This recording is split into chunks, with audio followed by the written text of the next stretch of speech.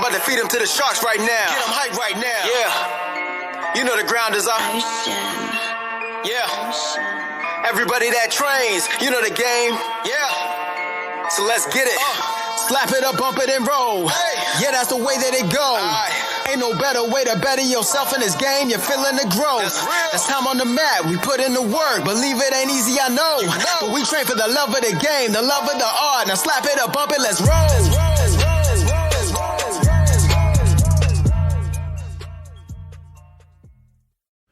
Welcome to episode 84 of the BJJ Campaign podcast. My name is Jeff Boone. I'm an A3 blue belt, 4 stripes. Phil Coors A2 blue belt, 3 stripes. Philly, what's been going on lately? What do you mean? What have we been doing? It's a secret. All Eminari all the time. Yeah, secret moves now. Back rolls. Back rolls. To leg entanglements. Yes. To cause constant kazushi. Constant kazushi. Yes. Mm-hmm. Yes. That's our plan. Multi-directional sumigeshis to create constant kazushi. Utilizing the Hiza Garuma. Correct, yeah. Yeah. It's as many of the words I can remember. Sorry, guys. We are just very, very excited about the open guard tutorial that Gordon Ryan just put out. Who calls it a tutorial? It's a tutorial. Instructional. Yes. DVD. Come on, DVD. That's ridiculous. Nobody gets DVDs. What did DVD stand for? Digital video disc. It's so weird how you know that. So I know you were old when they came out. Right. Because like you knew what it stood for. DVD was just like that's it. There was yeah, there it is. And welcome finally to the Gordon Ryan Dick Rider Club. It's about time. I think I was number 3 on the list. Yeah, you were early. Took you a long time. He's the second best ever. You got your face. He's the second best ever. Okay, all right. Yeah. Who's the first best? It's Marcelo. Yeah. I'm not going to argue with that. Yeah. I don't. I love watching Marcelo too, so I'm not going to argue. Mm-hmm. But only one is the king. Also, I just don't like that nickname. Why? It's terrible. Why is it? What? I don't. Come on. Me? That's not a good nickname. The king? For like a guy who spends all that time marketing and stuff, like he could have done something better than that. My favorite nickname is Gary Tonin, your mom's favorite grappler. That is a great one. It's better than King. Yeah, you're right. You need something more catchy than that. All right. We'll figure it out for him. How about that? All right. Can be his code nickname. Yeah. But let's talk about that. Let's talk about, I feel like, one, that we're getting better at getting stuff out of DVDs. Tell them why. It was my idea that we spend an hour each day doing it. Doing what? Watching the DVD. And then what? And then actually practicing the moves. Drilling. What were you saying 2 episodes ago? Drilling's bullshit. Yeah. Again, Phil, and this is a disclaimer to our audience, we don't know what we're talking about. Changing your mind constantly. Right. You have constant kazushi in your brain. It's a shift all the time. Like we've told the audience, almost every episode, we don't know what we're talking about. However, we're going to share what goes on in these feeble little minds of ours. Constant kazushi of the brain. Yes. Yeah. I'm going to share something with you. I don't think it's going to come as a shock to you, but maybe. And maybe to our audience. But the first time that I tried that Imanari roll, it felt like I'd never done jiu-jitsu in my life. Like I was disoriented. I had no idea what was going on.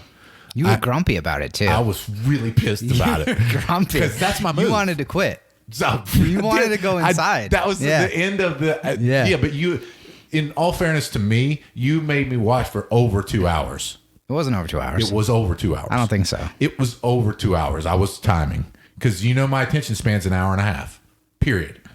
I got no more than an hour. I don't know if that's true. Even in a 2-3 hour seminar, like I'm going to act like I'm paying attention. I'm really not. After that hour and a half, done. There is no 2 or 3 hour seminar. There's no 2 or 3 hour seminar. Sometimes Gordon Ryan's seminar was. I did pay attention the whole time there. Just blew that one. Yeah. Constant Kazushi. Yeah. I'm gonna bring that up every time you flip flop now. That's my flip flopping. Right.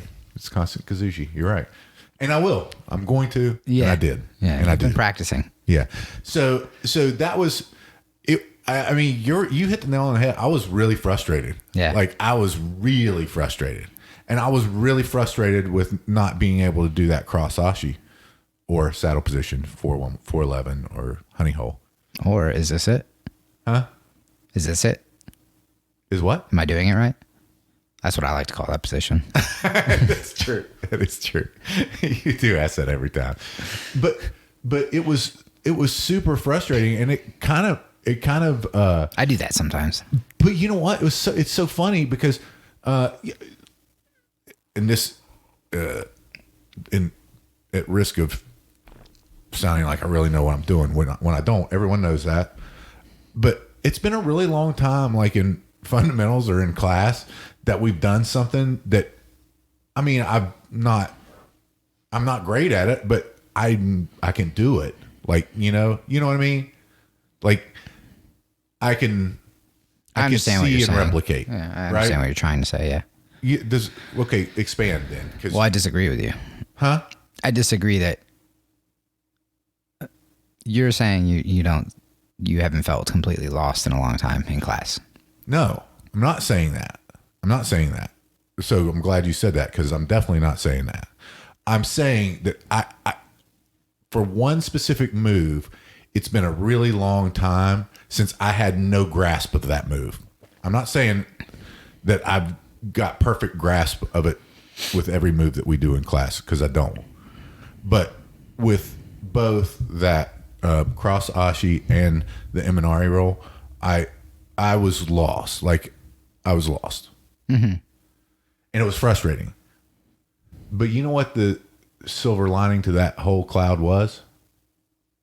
How long did it take us to get it to where we actually it actually almost looked like what we were supposed to do? 10 minutes. Right. Yeah. And that's to me, that's a big win. Like I thought it was going to take us. I literally, because that's why I wanted to quit. I literally thought it was going to take me hours. You were overreacting big time. I was really like and I don't usually get that irrational about things. No, you were like, I was like, just done. Figure it out. Done. Just try it for a couple minutes. Yeah. No, that was funny. I'll do that.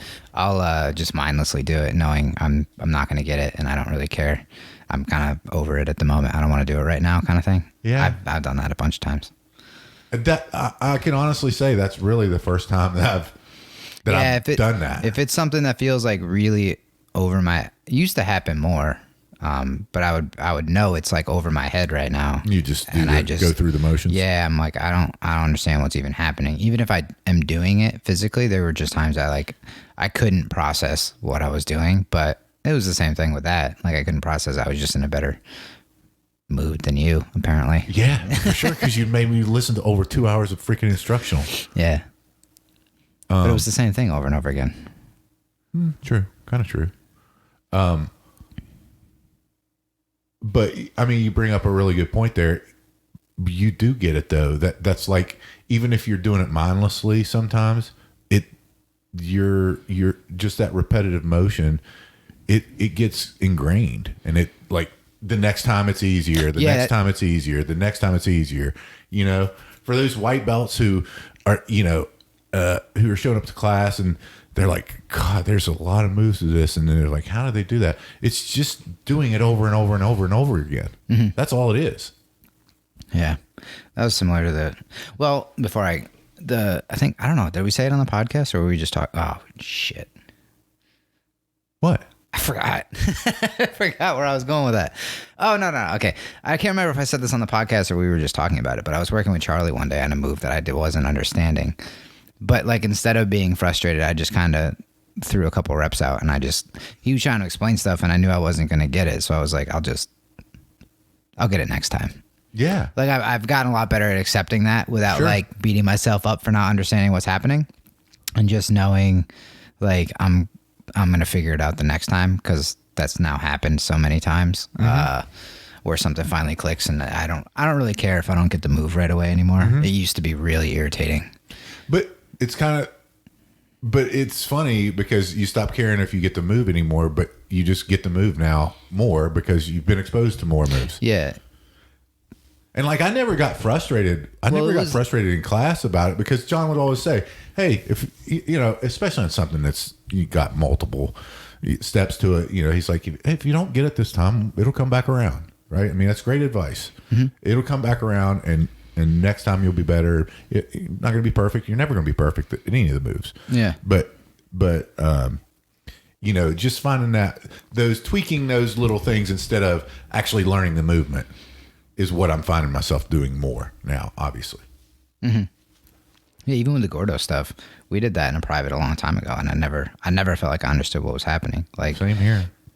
Every time I did it, I had to be walked through the steps. Yeah.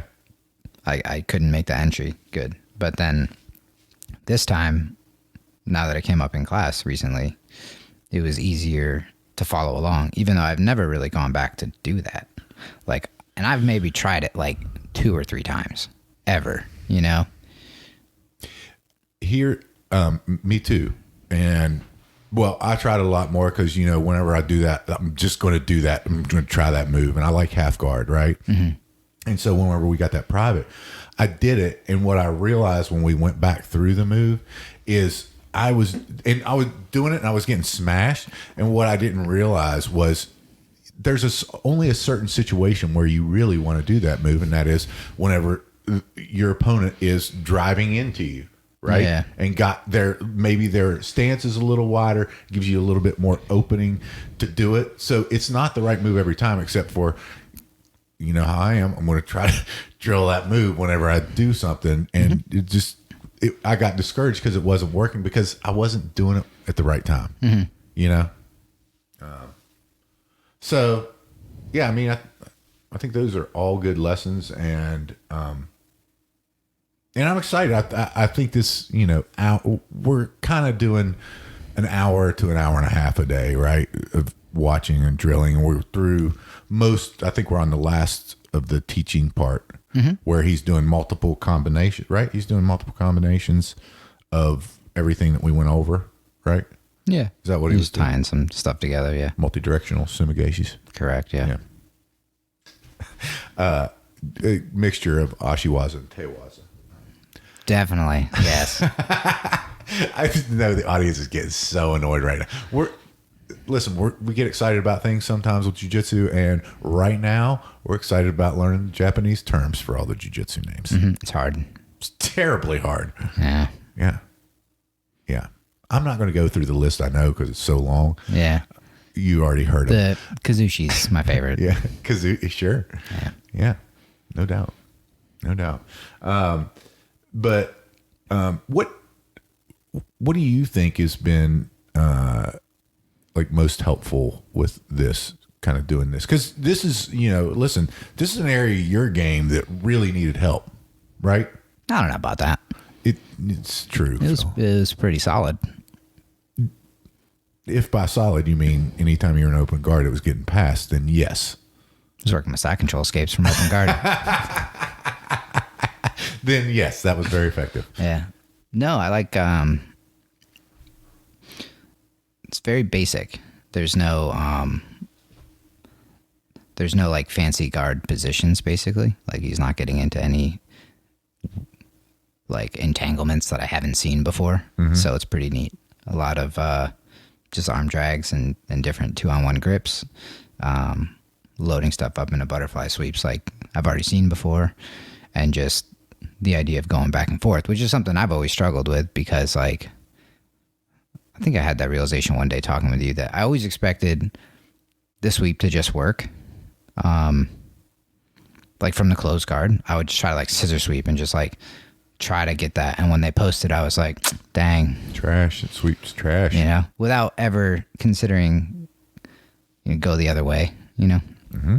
So this kind of puts a lot of that in a way that makes sense to me. And it's not like there's 40 step, sweeps. It's all really basic stuff, just, and it's presented in a way that I like. So it seems to make sense. Yeah. I mean,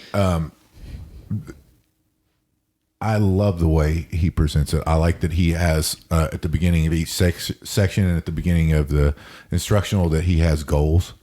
I think that because you're like, okay, what do I need to concentrate on in this section? And he gives you those goals, the kind of the higher level understanding of what you're doing. And he explains it. He explains everything in a really easy to digest and understand manner. Sometimes with the Danaher stuff, it's I don't want to say over my head. Probably that's probably the best term to use. I mean, I think he doesn't explain it to me. Gordon Ryan does a better job of kind of breaking it down to its simplest form and kind of using an economy of words with what he's describing. What was that last sentence? Economy of words? Yeah. Where you did you just John Danaher the sentence about keeping things simple? No, economy of words, it just means you're using less words to say the same thing. Economy of words is easier than using less words to say the same thing. You fancied up that sentence pretty good right there. I think, well, that's another thing through watching it when drilling the moves back and forth. If I just sit there and watch it, everything makes perfect sense because they make it look so easy. Yeah, sure. I'm like, yeah. How could I ever forget that? Imagine that. Gordon Ryan can do an Imanari roll. So the sweep just works. So of course, when I go to do it, it's going to be just like that. Uh-huh. And then they cover like what happens when it fails, and then like different reactions. So I think this one did a better job of like making that clear, so I could almost like turn it off because I don't need to worry about what happens when it fails yet. Like I'm going to figure out what happens when it fails as soon as I try it. But like I can only take in so much. So doing, just kind of knowing where to focus. Like I just need to worry about the first part right now because I'm getting too far ahead. If I personally start thinking about 4 steps ahead of something that I don't know how to do yet, it's pointless because then when the move is depending on a certain reaction, the person's not going to give me the reaction because I didn't do the first part right. So it's like I'm starting to realize when things get ahead of myself and where I can kind of cut my focus off. So, which is what I think is so good about going back to watch things a second or third time, or when I see John teach something for the 5th time, I'm like, oh, that's what he means. So he's always said it, but like until I go through and experience and break it to see like this person's going to give that reaction. Well, they're not if you don't do it right. So get to that first part right, and then they give that reaction. So then you can answer the next question. It's just, I think Gordon did a better job this time of kind of breaking those things off. So he did like the super basic one, which is all I need right now because I'm starting from scratch, and then go back in a couple months, try again. And yeah, people do that. I do put my foot there. I do get stuck here. So like then those things will make more sense and I'll be ready to take that portion in because I'm reviewing the first part versus in the past I just sit there and watch them all, like how could I forget anything? Well, I agree with everything you said, except that John says the same thing. It says it every time because he leaves stuff out just on purpose, I think. Sometimes he waits till we're ready to hear it to say it. Yeah, he just knows. It's not true, ladies and gentlemen. He says it every time. But the other thing that I like about a lot of the stuff that we're doing as well is that we're actually, whenever we're doing this, we're learning the defense to these things too, right? Because whenever we're doing that arm crush sumigaeshi, the the defense, he pointed out, he said, your partner for the defense is going to want to get their head over your head. And I'm like, oh, that's brilliant. I didn't know that was, if somebody gets me in a sumigation, I'm just going to roll over because I didn't know the defense to it, but that made a lot of sense. And I like that part of getting that defense to what you're doing, and also the defense to all the positions. Now he's got an answer for the defense to everything that you're doing, but it's nice to kind of get that from someone at such a high level that knows what's going on and knows what the reactions are, to kind of put it together in your head. And I can only imagine if we do this and keep this in the rotation, and every 6-8 months it comes back around, right, where we look at this and drill it again. It's going to be like watching it for the first time again, and because we're going to get that much more out of it, I think, whenever we do this. So I think that's why it's important, whether you do it or not, to have that library to be able to go back to have reference to and to work on. There'll just be a new one. Yeah, sure. Yeah, there'll just be a new one out. Gotta get that new one. There is a reason why BJJ fanatics text me on a regular basis. 8 hours left. 8 hours left. But top tip out there for everyone. I'm going to give this away. BJJ fanatics going to be so mad at us because we got such a wide listener base. If you leave something in your cart, Close the page. Go out. Within 8 hours, you're going to get a coupon code for at least 15% off that. So, top tip whenever you're ordering anything. And by the way, works on the daily deals. It works on those daily deals. Yeah, it works on everything because this was Gordon Ryan's. Well, it works on the stuff that's like 15% off or 50% off. Half off. Yeah. It works on everything. I didn't think it was going to work on the thing that was already half off. Oh no, it works on all of them, and I didn't think it was going to work on the Gordon Ryan one because it was we got it the first. Is it the first day it came out? Yeah, we got it the first day it came out. So, I didn't think they'd be giving any deals on that, but they did. So, top tip. So, if you're buying an instructional, just simmer down, let it sit. It's hard to do. Yeah, it's really. I know you. Especially, I don't have that kind of patience. You were not. I don't have that. Not wanting that at all. Nah, I don't have that. Not wanting it at all. Nope. Yeah. So that's your tip of the day. Anything else? I'm super excited about it. I like it. I like open guard. That's mainly what half guard and open guard is what I play a lot. So it's really nice. Anything else, Philly, on the instructional? No, I just got to actually go there and drill. Yeah. Practice the stuff. Try to make notes and then try to incorporate it and see what's working and what's not. You're getting good at that coochie. Double coochie. I was doing it anyway. I just didn't do everything. I was trying it. That's the... Because I saw Marcelo go for it. Double koichi is what it's called. We call it the coochie because it's funnier. And that is whenever you put your feet... When you're on the bottom open guard, the person's standing in front of you, you put your feet, sticky feet, by the way, behind them and pull, have one action leg, and you pull with that action leg and push with your hands on their thighs. Do you think everybody can picture that? Because you always make fun of me that they can't picture the moves that I'm describing, Phil. Yeah. It was okay. Do you have something better to offer for that? Just trip them. Yeah, that's pretty much it. You're right. So, moving on, our second topic. The second topic is... Is it recording? You're looking at the screen like it's not recording. No, it's recording. It's recording fine. I kind of did a stutter step. You stared at it. I was like, none of that recorded. I was like, damn. Yeah, no, it's recording. This next subject is something that it happens, right?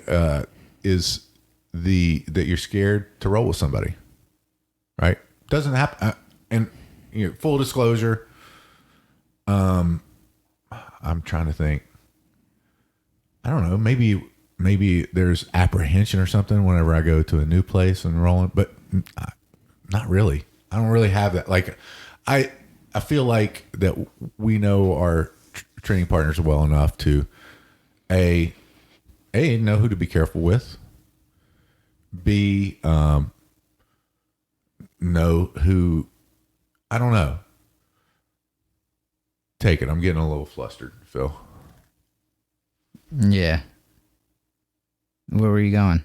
Well, it's just being scared. Like I don't get it, but it came up, right? It came up, and with one of our teammates, and they talked to the person about it.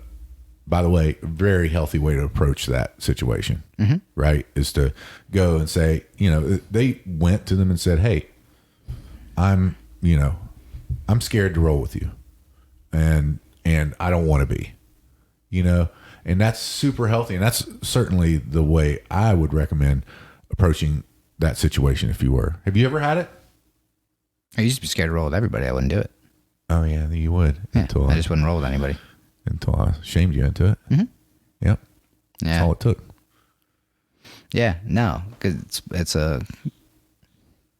I don't know. Like, I think it depends on the school too, because we don't have a culture that promotes that behavior of like injuring other people or being extremely competitive with teammates. Right. I'm sure it exists in other places, so that probably is a different situation, but like with us, we don't have that problem. So it would more be, I think, a confidence issue or just not wanting to get hurt when you see a big size difference. I mean, there's certain people I'll look at and it's like,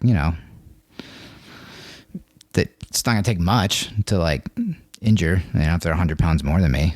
It's not out of the question. I mean, like somebody being 250 pounds isn't exactly uncommon. Right. Yeah. So like 100 pounds is a big deal and not wanting to get hurt. I don't think it's unreasonable to not want to have to deal with that. But yeah, I don't know. Yeah, I mean, I agree with all those things. I would expand and say, it is. I think it is important to address it because that person, the person that they're not rolling with, it's going to be noticed by that person, right? I mean, that person, if you're not rolling with somebody, they're going to notice that you're not rolling with them. Don't you think? I think so. Yeah, and so it's better to address it than to have them thinking, "Wow, man, what's going on? Why is somebody avoiding me training wise?" Right? Whenever there's really no reason to. And so, I think, I mean, there's, and it's funny. I'm not afraid to roll with people. I know the outcome of what it's going to be whenever I, go against a Lee or Wilfredo or somebody that's really, or John or somebody that's really good. But that's part of the fun of it too. A, getting smashed. B, seeing the progress you make. It's going to be incremental, right? If they're way better than you, and also, they're likely. I'm going to go backwards just a step. I think it's all a size thing. I don't think people are. Well, maybe not. Okay, maybe not. It's not all a size, but I'm also going to say, that person you're dodging, that first roll probably is not going to be fun. Unless you do it the right way, unless you kind of approach it and confront it and say, "Hey, here's the situation. Here's what's going on in my mind. I know it's not a rational thought, but I just want you to know, And then subsequent times after that, you're going to find that it's really good to roll with people that are a lot better than you because you can kind of take it all in and you can kind of process and see in different situations what their reactions are so that you can be better and do those reactions yourself. And number two is that they're going to leave more openings for you if you consistently roll with the people who are better, because yeah, sure, they're probably practicing their things, their setups on people of similar size, and yeah, sure, you might get submitted a few times in the round. Who cares?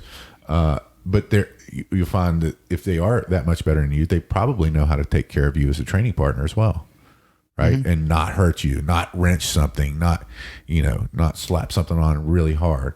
So now, conversely, if you're scared to roll with somebody because they're out of control or anything like that, don't roll with them, right? Mm-hmm.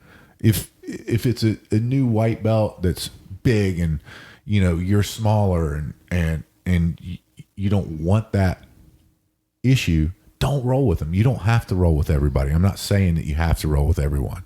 Mm-hmm. But what I am saying is you're going to benefit from rolling with those upper belts that you're scared to roll with. Does that make sense? Mm-hmm. I think the fears just need to be addressed individually, because there's people who don't want to be smashed because they're like claustrophobic, and then they need to work on that. Uh-huh. I don't understand the fear of training with upper belts simply because they're better. I mean, that doesn't make any sense to me. No, you're never going to get holding yourself good back at defense. at that. Yeah, you're never going to get good at defense if you don't. I don't think you're going to get good at much of anything. Well, I mean, I'm not really doing a lot of offense with people that are that much better than me. Yeah, you're not learning their offense either. It's true. You're limited to what you know. If you never play or roll against people who are better to bring up your level and show you what's possible, then you don't know. Mm-hmm. Yeah, you're right. You're right. Now, I learn more from you learn more every way you lose than when you're winning. I mean, you can fix different things and work on, like, I have to go lose to go try the things to implement the ways I lost against someone else. Mm-hmm. There is no just like, otherwise you just do that one thing. Mm-hmm. Mm-hmm. Yeah. So yeah, I don't understand that one. That doesn't make any sense to me.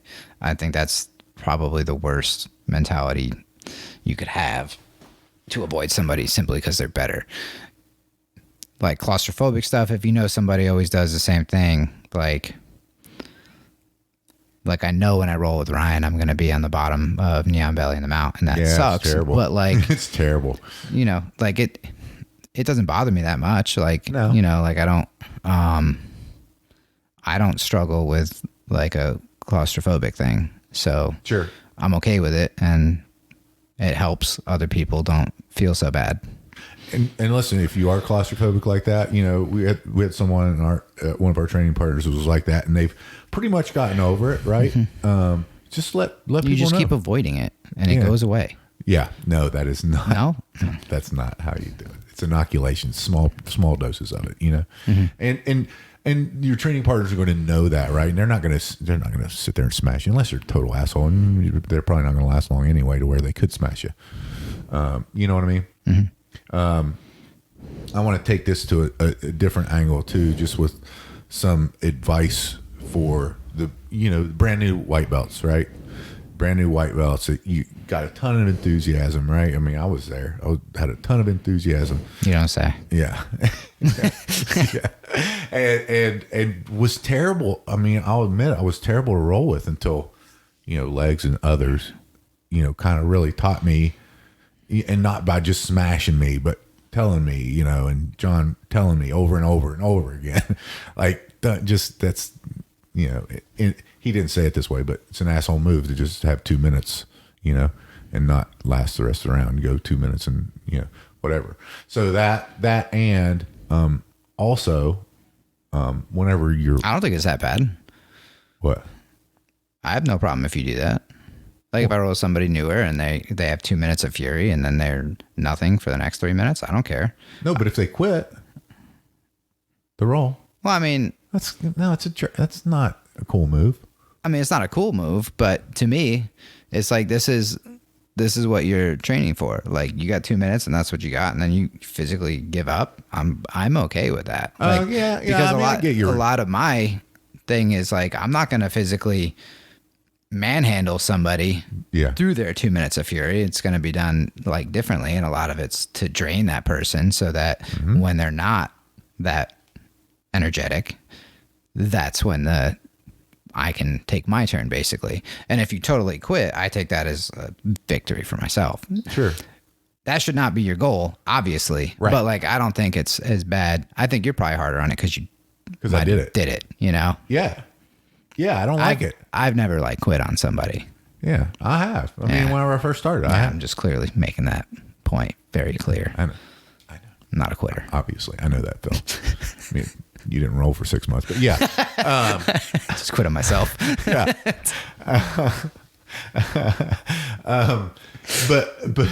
But also, if you're rolling with an upper belt and they're likely, whenever you're first starting, it's not likely that upper belt's going to abuse you and just submit you over and over again. And they're going to let you work a little bit, pass the guard, stuff like that. But make no mistake, they can submit you over and over again. If you're new and you're white belt, just remember that. Remember because they want you to be one of their training partners, right? So they're going to try to give you the most enjoyable experience that they can. And that doesn't mean submitting you over and over again. It means letting you work and see different positions. And then the upper belt be working on their escapes, their side control escapes. And guess what? You may catch them. You know, you don't have to celebrate or keep tabs of who you've submitted and who you haven't. Because it's not important, because it's, you know, Phil, you pointed out, it's not a competition in training. It's training, right? It doesn't matter what positions. I mean, I don't know how many times we've tapped each other out. You know, I mean, You tapped me out one time. Yeah.